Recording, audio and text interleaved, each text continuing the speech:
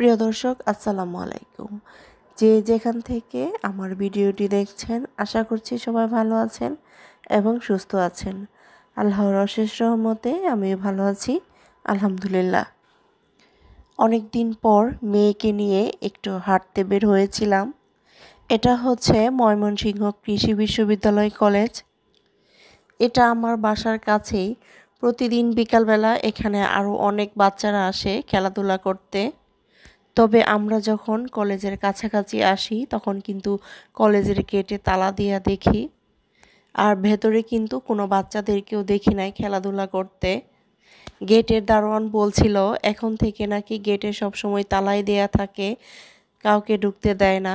তাই আমাদেরকে কিন্তু দারোয়ান চিনে, ওই জন্যই ভেতরে ঢুকতে দিয়েছিল। কলেজের দারোয়ান ভাইকে নাফির আব্বু জিজ্ঞেস করছিল কেন ভেতরে কোনো বাচ্চাদেরকে ঢুকতে দেওয়া হয় না।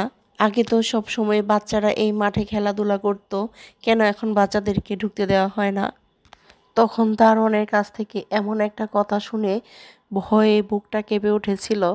দারোয়ান বলছিল বাচ্চারা যখন খেলাধুলা করে ঘেমে বিকালবেলা এই যে এখানে যে পুকুরটা আছে এখানে কিন্তু গোসল করতে আসতো, তখন কিন্তু একটা বাচ্চা এইভাবে গোসল করতে এসে এই পানিতে ডুবে মারা গিয়েছে। এরপর থেকে আসলে কোনো বাচ্চাদেরকে ভেতরে ঢুকতে দেয়া হয় না, কলেজ গেটে সবসময় তালা দেয়া থাকে। আর এই কথাটা আমরা আগে থেকে জানতাম না। এইসব কথা শুনে কিন্তু বাচ্চাটার জন্য অনেক খারাপ লাগছিল। যাই হোক, কলেজে যেহেতু চলে এসেছি, কিছুক্ষণ থেকে বাচ্চাটাকে নিয়ে ঘোরাঘুরি করে বাসায় চলে যাব। আর এদিক দিয়ে প্রায় সন্ধ্যাও হয়ে যাচ্ছিল। আর এখানে কিন্তু বের হয়েছি মূলত বাচ্চাকে নিয়ে একটু হাঁটাহাঁটি করব।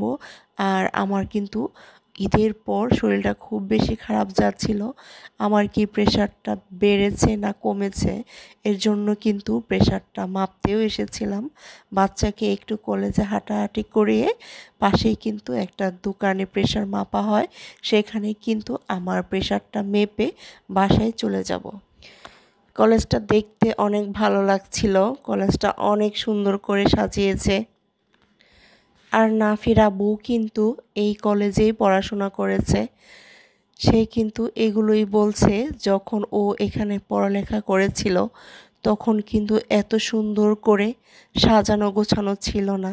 কি কি ছিল আর কি কি ছিল না, নাফির আব্বু কিন্তু এগুলোই বলছিল। ও বলছিল এই পুকুরটা নাকি আগে থেকেই ছিল, তবে এটা এত বড় ছিল না, আরও একটু ছোট ছিল। পুকুরের পাশেই কিন্তু খুব সুন্দর একটা বসার জায়গা বানানো হয়েছে।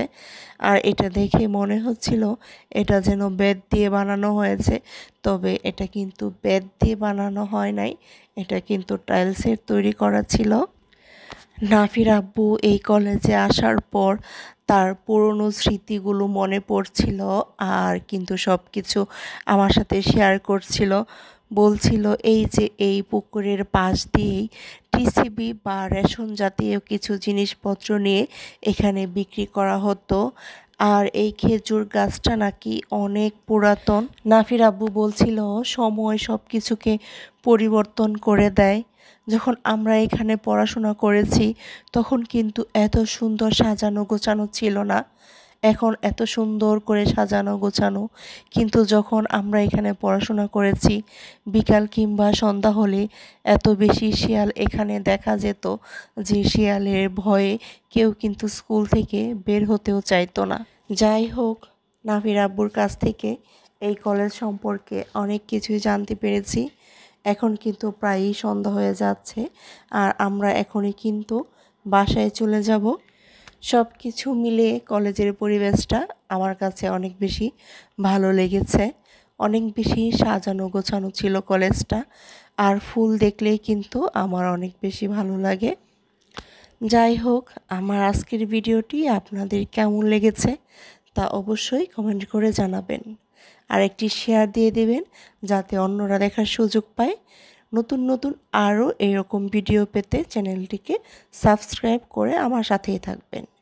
আগামী ভিডিও দেখার আমন্ত্রণ জানিয়ে আজকের ভিডিও এখানেই শেষ করছি। সবাই ভালো থাকবেন, সুস্থ থাকবেন। আল্লাহ হাফেজ।